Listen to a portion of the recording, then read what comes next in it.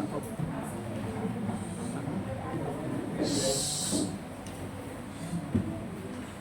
apa-apa, nanti justru ketika ada sesi tanya jawab ya aktif aja ya. Ya. Pak mau tanya apa karena ini materinya mana? Materi bab 3.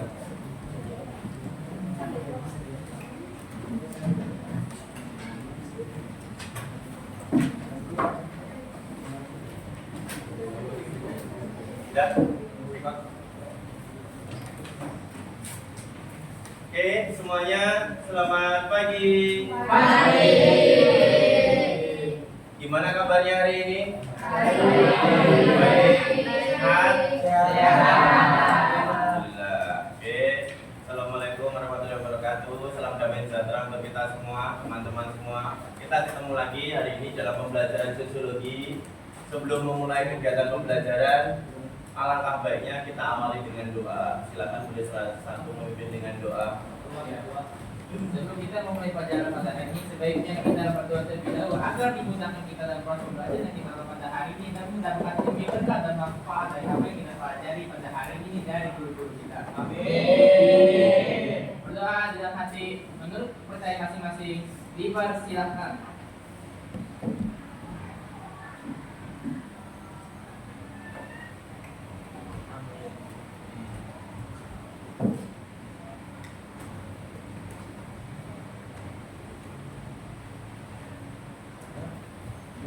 Berdoa selesai. Teman-teman dipersilakan untuk berdiri.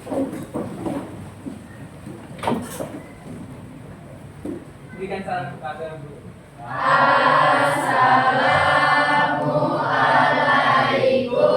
warahmatullahi wabarakatuh. Waalaikumsalam warahmatullahi wabarakatuh. Terima kasih. Baik, sebelum mulai mungkin kalian bisa cari posisi yang enak, nyaman. Masih ada sampah boleh diambil. Silakan. Meja kursi, lihat sekelilingnya. Ada apa di bawah? Pastikan posisi nyaman ya, supaya ketika nanti pembelajaran kalian bisa paham terkait materi hari ini. Materi hari ini kita nanti akan melanjutkan terkait penelitian sosial. Tapi sebelumnya kan Bapak cek kehadiran dulu ya. Nanti yang Bapak panggil silakan angkat tangan dan jawab.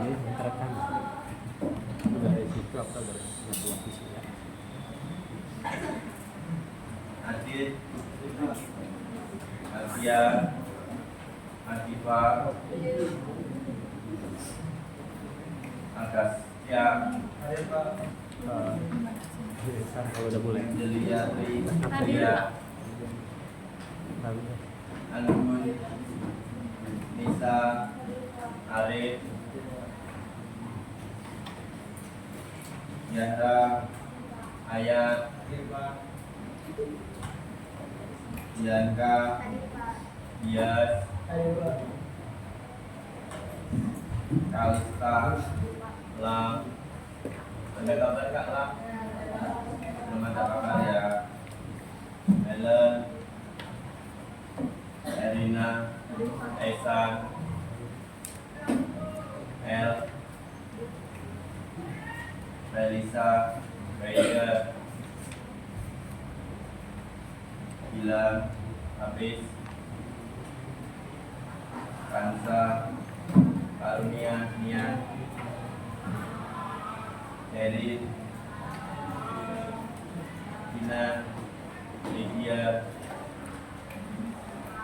Mawar, Kiki, Win, Raditya, Rasha, Angela, Stella, Sejak, Juan. Oke, satu yang belum ada kabar ya, silakan nanti kalian cari informasi, pastikan teman kalian keberadaannya ya. Terus yang berikutnya kita nanti akan melanjutkan materi tentang penelitian sosial. Hari ini kita nanti akan melanjutkan terkait metode pengumpulan data. Yang bawa buku paket silakan beri visualkan dulu buku paketnya ya. Dibuka halaman 52.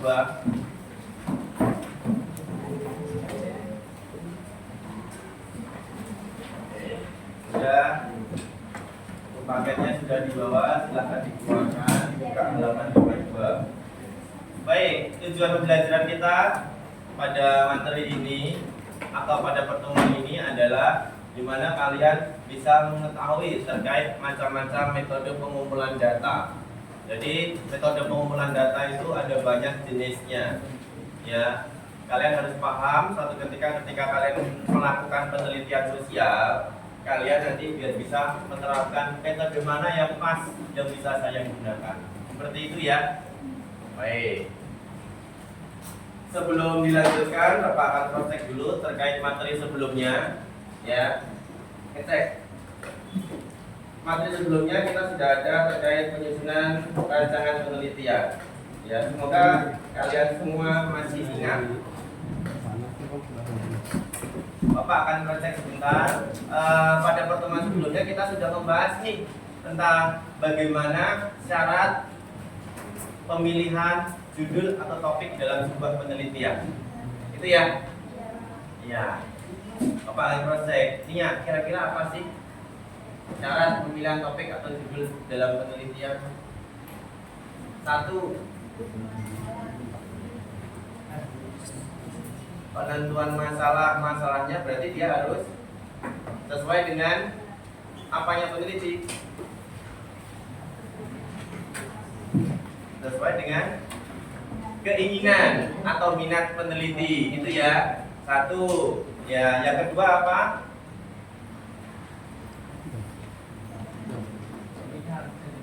Topiknya harus bisa diteliti, itu ya. Oke, terima kasih Radit. 3. Tersedianya data, itu ya. Oke, setelah membuat judul, tentunya kalian akan membuat yang namanya rumusan masalah, itu ya. Saya cross check. Kalau rumusan masalah itu biasanya berupa kalimat pernyataan atau pertanyaan. Pertanyaan, betul ya. Terus yang berikutnya lagi, setelah rumusan masalah akan diikuti dengan tujuan dan manfaat. Terus dilanjutkan ke bab 2, landasan teori. Betul ya teman-teman ya? Oke. Pada landasan teori, kalian tentunya akan menguraikan berbagai macam variabel yang nantinya akan dijabarkan di bab 2 dalam sebuah penelitian. Sekarang kita lanjutkan materi berikutnya tentang pelaksanaan penelitian. Hari ini giliran untuk presentasi adalah kelompok 4 ya. Nah, sebelum maju presentasi kelompok 4, teman-teman semua saya ingatkan pada bab pelaksanaan penelitian. Kalau misalnya kalian melakukan penelitian, ini berada pada bab 3 ya, metode penelitian. Pada bab 3 ini kalian akan diajak untuk bagaimana menentukan sampel ya. Setelah itu metode yang tepat nanti akan dijelaskan oleh teman yang presentasi, dan jenis data serta analisa atau penarikan kesimpulan. Baik, bisa langsung saya persilahkan saja untuk kelompok 4 bisa hadir ke depan, silakan.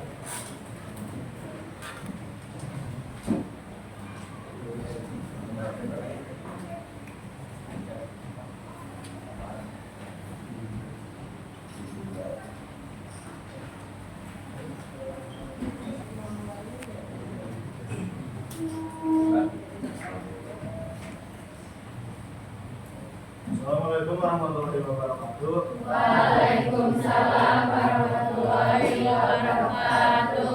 Pada kesempatan kali ini kami dari kelompok 4 akan mempresentasikan tentang pelaksanaan penelitian.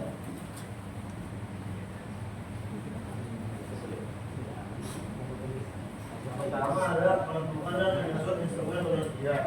Instrumen penelitian sangat tergantung pada jenis dan dari mana data diperoleh. Contohnya, apabila kita akan meneliti pengaruh metode bercerita dengan menggunakan kursi 40 gambar dan ada keterampilan berbicara kursi ini, PAUD, guru dan orang data pada mengadakan survei menggunakan kuesioner atau angket.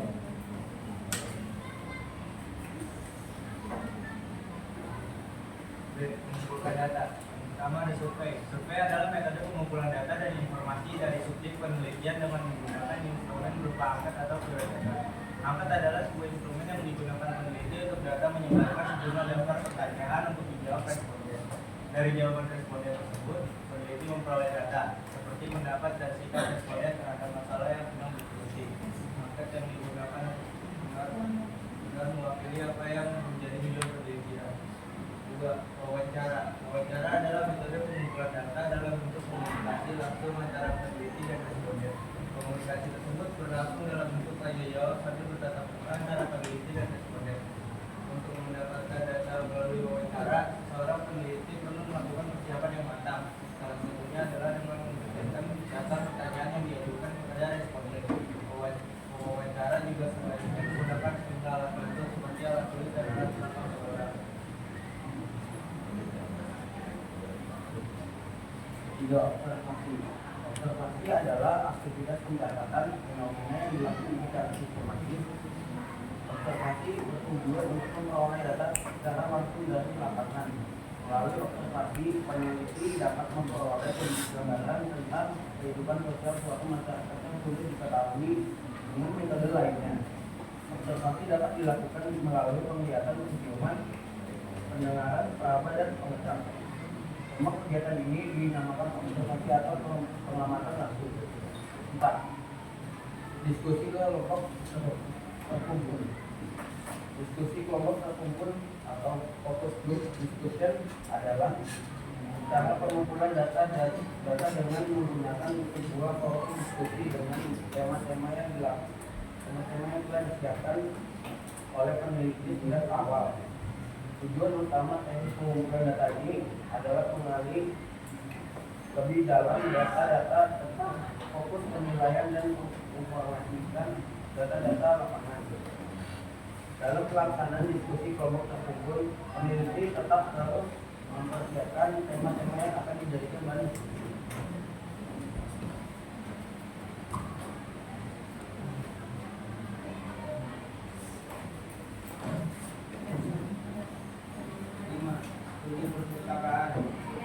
Studi perpustakaan merupakan kegiatan pengumpulan data dan informasi yang memuat berbagai ragam wajar teori yang sangat dibutuhkan peneliti. Studi perpustakaan dapat dilakukan dari berbagai sumber, koran, majalah, naskah, catatan sejarah, arsip, laporan penelitian terdahulu, rekaman, berita dari radio, televisi, dan media elektronik lainnya. C. Analisis data. 1. Pengolahan dan analisis data pada penelitian kuantitatif. Start penelitian kuantitatif. Analisis data pada umumnya dilakukan dengan menggunakan metode statistik. Selain itu, pengolahan data dilakukan ketika seluruh data sudah terkumpul. Kegiatan pengolahan data antara lain editing dan coding. Data yang telah diedit dan diolah tadi kemudian diorganisasikan melalui tabulasi. Tabulasi adalah kegiatan memasukkan data yang diperoleh dari lapangan ke dalam tabel. Tabulasi dapat dilakukan berdasarkan frekuensi data atau luas data. Selanjutnya yang perlu dilakukan adalah menyajikan data. Terdapat beberapa bentuk penyajian data, diantaranya adalah tabel dan grafik. Penyajian data dilakukan untuk menganalisis masalah agar mudah dicari pemecahannya. Langkah berikutnya adalah menganalisis data. Terdapat dua fungsi analisis data secara statistik, yaitu statistik deskriptif dan statistik diferensial. Statistik bermanfaat untuk membantu peneliti informasi tentang data numerik, sementara itu diferensial membantu peneliti dalam membuat apakah sesuatu pernyataan dapat dibuat terkait dengan populas di mana sampel penelitian diambil. Deskriptor mengkombinasikan statistik kesimpulan. A. Pengolahan data sesuai dengan tema. Pengolahan data sesuai dengan tema diawali dengan coding adalah proses menganalisis, mengvisualisasikan dan menghitung data. Kegiatan ini merupakan proses yang telah mengerjakan teori dari data, metode data mengungkap kata atau kata pendek untuk mengidentifikasi, mendeskripsikan dan menjelaskan data. Bagaimana membawa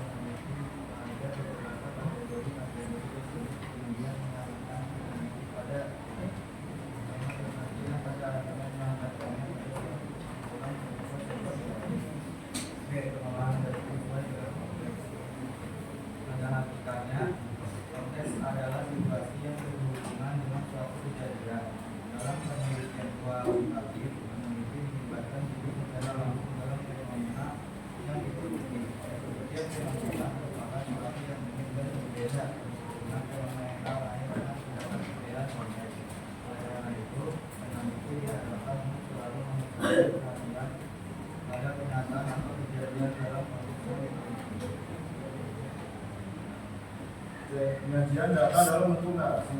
Data kuantitatif dapat disajikan dalam bentuk tabel, grafik, gambar, atau narasi. Narasi adalah cara penyajian data dengan menggunakan kata-kata atau kalimat. Penyajian data menggunakan teks benar ditemukan dalam naskah-naskah etnografi. Penginterpretasian data dengan melakukan interpretasi data, peneliti dapat memberi arti yang lebih luas dari berbagai penampilan yang diperoleh dari pengamatan di lapangan. Dalam menginterpretasikan data, seorang peneliti perlu mengambil jarak terhadap data supaya hasil interpretasi menjadi objektif. Interpretasi harus dilakukan dengan hati-hati karena kualitas suatu penelitian akan sangat tergantung dari kualitas interpretasi yang dibuat peneliti terhadap data. Oke, menarik kesimpulan. Kesimpulan merupakan pernyataan singkat, jelas, dan sistematis dari keseluruhan hasil analisis, pembahasan, dan pengujian hipotesis dalam sebuah penelitian. Penarikan penunjukan merupakan langkah terakhir kegiatan fungsi. Pada tahap ini, kegiatan penelitian adalah selesai dan tinggal mencocokkan dengan hipotesis yang telah dirumuskan. Jika hasil penelitian tidak sesuai dengan hipotesis, bukan berarti penelitian yang dilakukan salah atau gagal. Dan hipotesis tersebut mungkin tidak berlaku dalam penelitian yang telah dijalankan. Oke, kasih tepuk tangan dulu. Terima kasih kelompok 4 sudah mempresentasikan hasilnya. Ya, untuk kalian semua yang tadi sudah perhatikan, sudah diberi kesempatan, silakan bertanya. Nanti yang bertanya, sebutkan nama dan nomornya akan saya kasih poin tambahan nilai itu ya.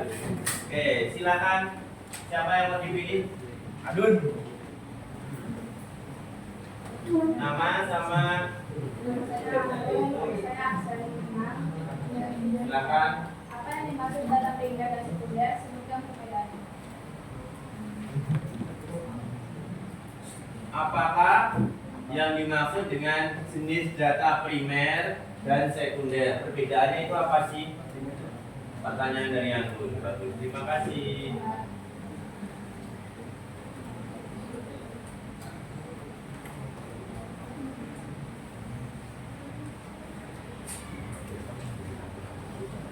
Data primer merupakan data yang pertama kali dikumpulkan oleh peneliti, sedangkan data sekunder adalah data yang telah dikumpulkan oleh orang lain. Bentar. It's time to begin the fourth lesson.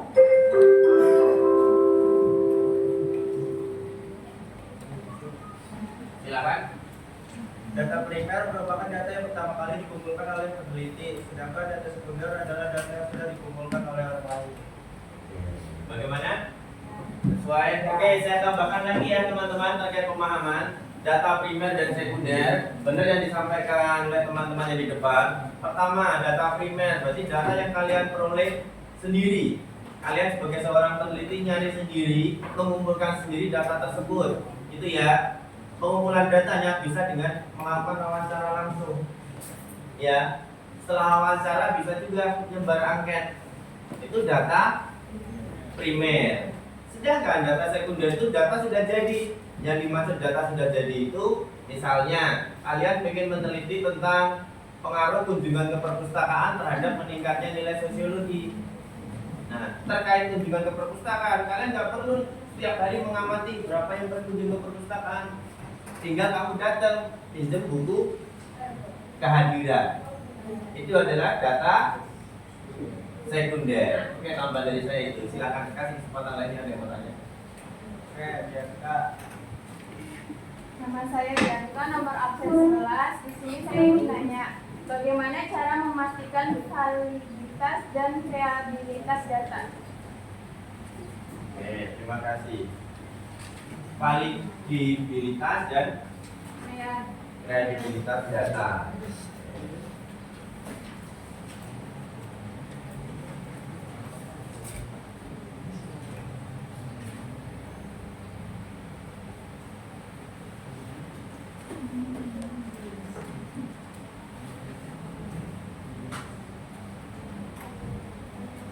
Kredibel dan valid, gimana cara menentukannya?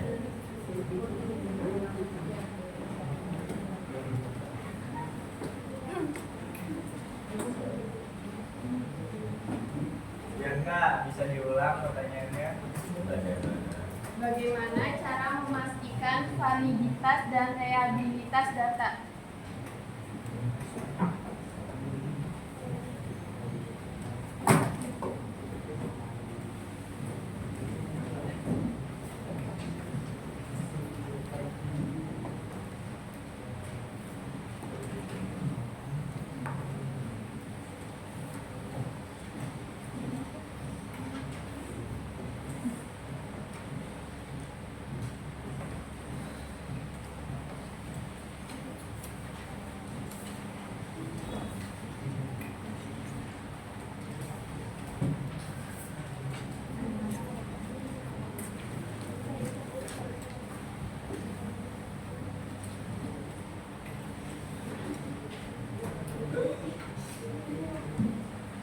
Silakan.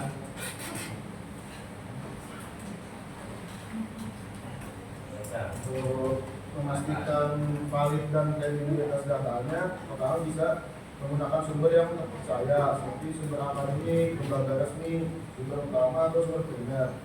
Yang kedua adalah metodologi yang jelas. Pastikan datanya didasarkan pada metodologi yang transparan dan dapat diuji ulang.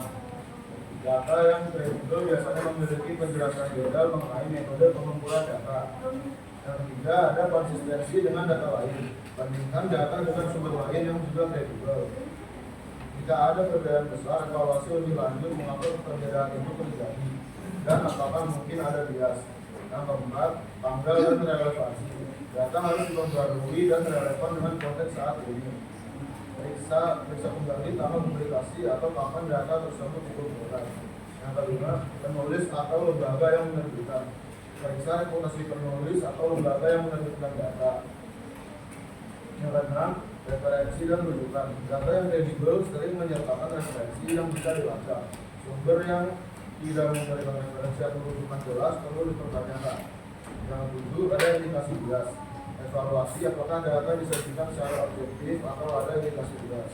Cari apakah ada konflik kepentingan yang dapat mempengaruhi penyajian data. Keempat, review dan validasi eksternal. Data yang melalui proses review ditinjau oleh ahli lain di bidangnya atau validasi eksternal yang memiliki kredibilitas yang lebih tinggi.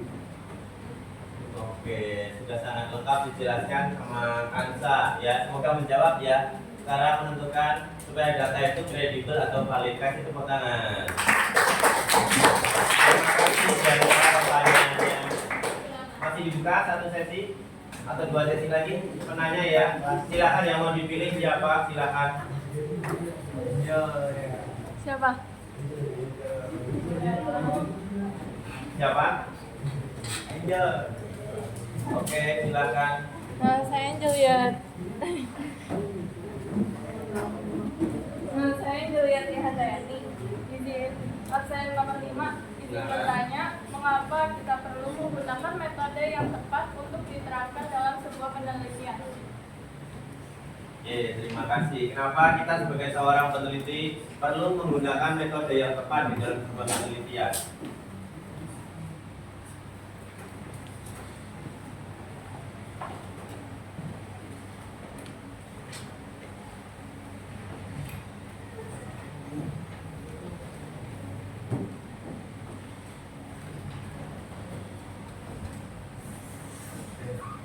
Menggunakan metode yang tepat dalam penelitian sangat penting karena bisa mempengaruhi kualitas, keandalan, dan kredibilitas dari hasil yang diperoleh.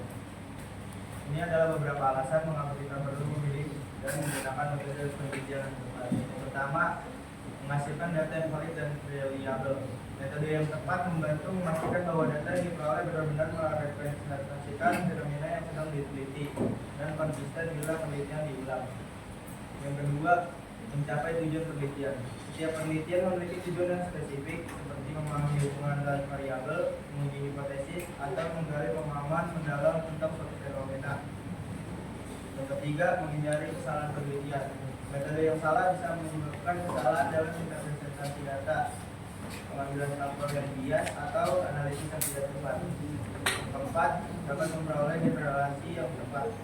Metode yang tepat memungkinkan peneliti untuk membuat korelasi yang akurat dari sampel ke populasi yang lebih besar atau dalam konteks metode kuantitatif. Yang kelima, meningkatkan kepercayaan dan kredibilitas hasil. Metode yang tepat memberikan hasil yang kredibel dan dapat dipertanggungjawabkan.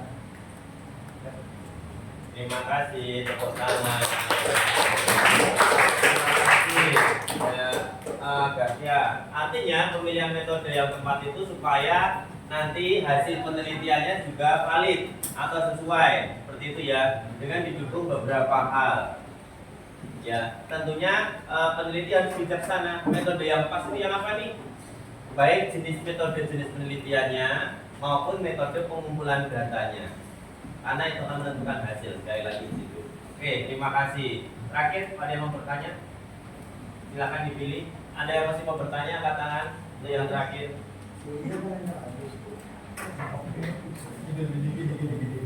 Diki.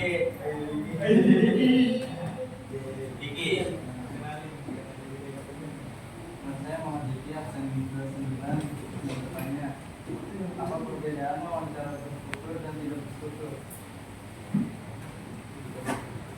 Perbedaan wawancara terstruktur dengan wawancara tidak terstruktur. Apa sih? Tadi sudah kalian presentasikan. Dalam wawancara terstruktur, pertanyaan yang akan diberikan dibanding narasumber telah direncanakan sebelumnya. Sedangkan pada wawancara terstruktur, pertanyaan yang akan diberikan dibanding narasumber belum disusun secara detail. Itu gimana, Vicky? Oke, terjawab? Baik, saya tambahkan sedikit terkait perbedaannya. Kalau terstruktur berarti di sana sebagai peneliti sudah menyiapkan pedoman wawancara, ya, dan sudah menyediakan batasan-batasan untuk nanti ditanyakan ketika melakukan wawancara. Sedangkan kalau tidak berstruktur, yang diwawancarai pertanyaannya bisa lebih luas lagi. Perbedaannya di situ. Seperti itu ya. Oke. Ada yang mau bertanya? Cukup ya? Cukup. Silakan bisa ditutup. Ya, yang dapat kami sampaikan, kurang lebihnya mohon maaf. Wassalamualaikum warahmatullahi wabarakatuh. Waalaikumsalam warahmatullahi wabarakatuh.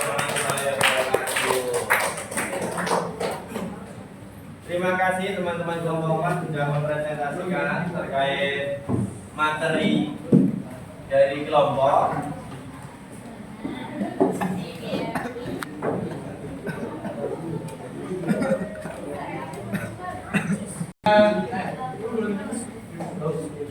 Teman-teman, tadi sudah disampaikan.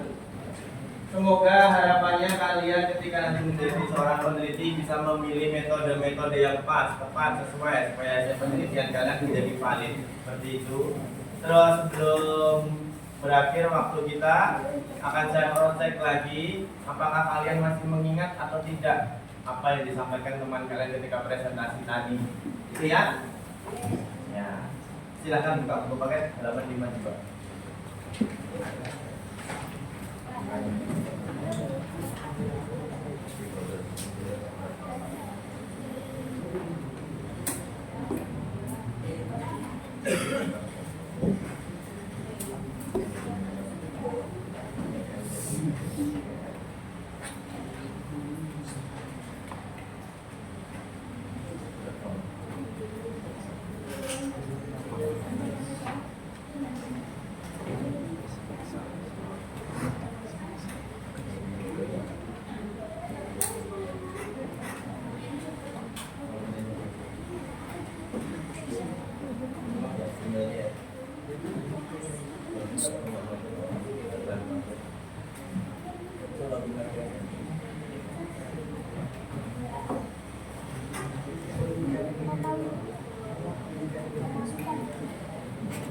Cek metode pengumpulan data.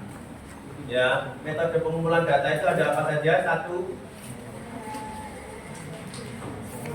survei. Survei itu bisa menggunakan apa dan apa untuk mendapatkan datanya? Angket atau kuesioner. Ya, setelah survei, ada apa lagi? Wawancara. Ingat tadi ada yang bertanya, wawancara dibagi jadi dua.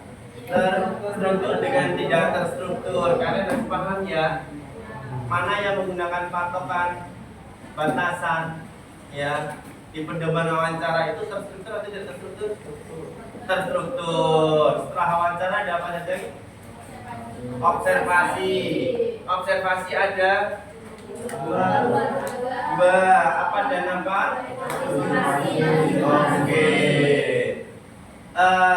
Untuk observasi partisipasi, ya saya tekankan di sini berarti seorang peneliti harus terjun langsung hadir ke tempat yang diteliti, gitu ya. Kalau simulasi, peneliti mensimulasikan keinginannya kepada sampel yang diteliti. Saya ambil contoh satu, ya. Radit pengen meneliti tentang kehidupan masyarakat Baduy terhadap kemajuan teknologi. Berarti Radit harus pergi ke Baduy, tinggal di sana, gitu ya, melihat masyarakat Baduy dan teknologi itu seperti apa. Nah, contoh yang saya berikan barusan itu termasuk observasi partisipasi atau simulasi. Oke. Terus metode pengumpulan data yang berikutnya setelah observasi ada diskusi kelompok. Yang terakhir ada studi kepustakaan. Oke, terima kasih teman-teman semua. Berarti kalian memahami ya untuk pembelajaran hari ini. Bapak harapkan terus nanti di rumah diingat kembali, ya, dilatih pemahaman kalian. Sebelum saya akhiri, tentunya nanti Bapak di sini akan memberikan sedikit penugasan, ditulis penugasannya ada 4. Ini masih berhubungan dengan materi bab 4, ya. Tulis, silakan tulis. Siapkan bukunya.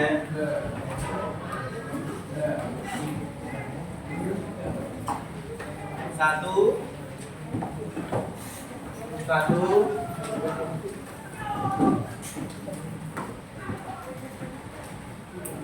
Nomor 1, jelaskan pengertian populasi.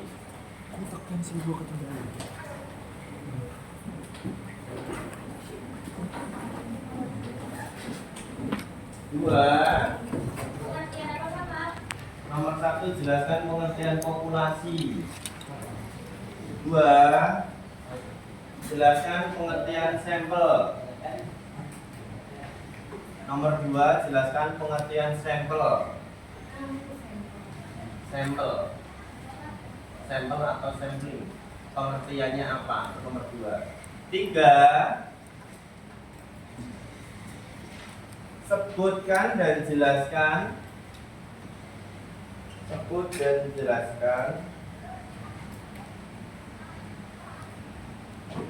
dan jelaskan macam-macam teknik sampling. 3, sebutkan dan jelaskan macam-macam teknik sampling. Teknik sampling atau teknik sampel, ya, teknik sampling. 4, sebutkan kelebihan dan kekurangan.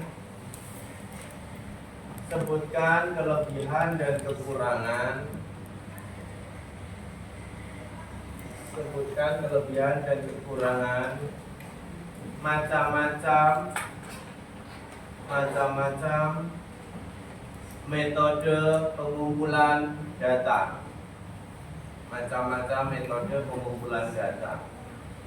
Oke. Ini 4 poin ini merupakan tambahan juga untuk materi bab 4 yang disampaikan teman-teman kalian yang presentasi tadi. Ya, mungkin di buku paket tidak ada, tapi materi ini penting, maka saya minta teman-teman nanti untuk mencari di rumah, cari dari sumber internet atau yang lainnya. Itu ya. Oke, sebelum kita akhiri untuk pertemuan hari ini, setelah kita belajar materi tentang penelitian sosial, ya, saya mau cross-check pada teman-teman semua, termasuk pada materi kita hari ini terkait metode pengumpulan data. Kira-kira menurut kalian semua, perasaan kalian hari ini setelah mengikuti pembelajaran ini apa sih? Menyenangkan, Senang, seru, sedih, ngantuk, mengharukan. Semuanya bawa gadget ya? Bawa. Oke, silakan gadgetnya boleh dikeluarkan. Bapak pengen tahu nih perasaan kalian setelah mengikuti pembelajaran saya hari ini. Ya. Silakan kalian membuka mentimeter.com. Mentimeter.com di Google.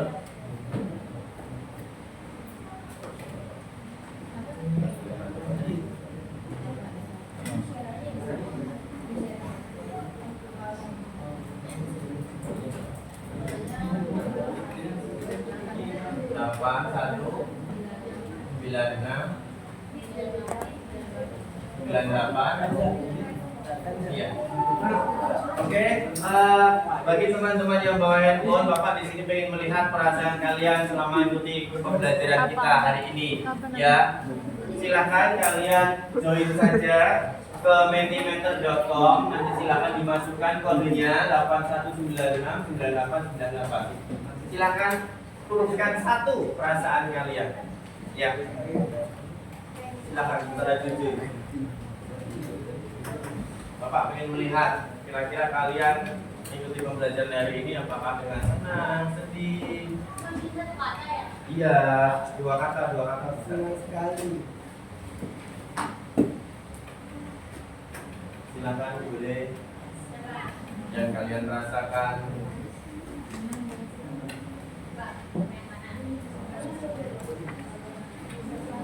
Silakan tuliskan perasaan kalian.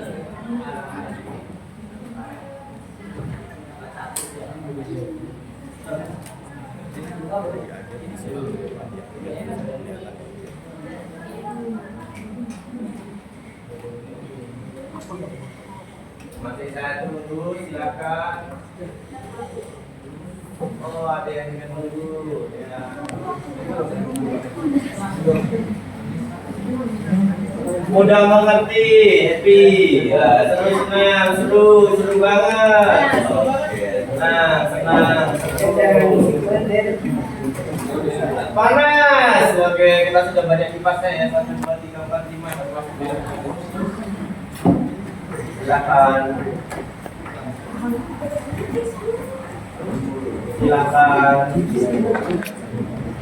Silakan terus bertambah. Terus.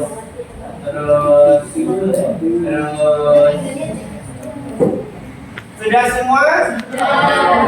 Oke, yang belum silakan masih berproses. Di sini kita bisa melihat nih, ya. Ini perasaan kalian. Terima kasih kalian sudah meluapkan perasaan kalian setelah sejujurnya, ya.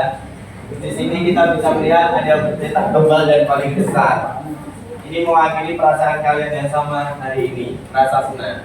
Terima kasih karena kalian bisa merasa senang dan happy ketika mengikuti pembelajaran hari ini. Ya, pertemuan kita saya cukupkan sampai di sini. Silakan boleh diakhiri dengan doa. Baik, sebelum kita mengakhiri pembelajaran pada hari ini, sebaiknya kita berdoa terlebih dahulu. Dan semoga apapun yang kita pelajari pada hari ini mendapat ilmu yang bermanfaat dan bisa kita gunakan di masa depan dari guru-guru kita. Berdoa dalam hati, menurut percaya masing-masing, dipersilakan.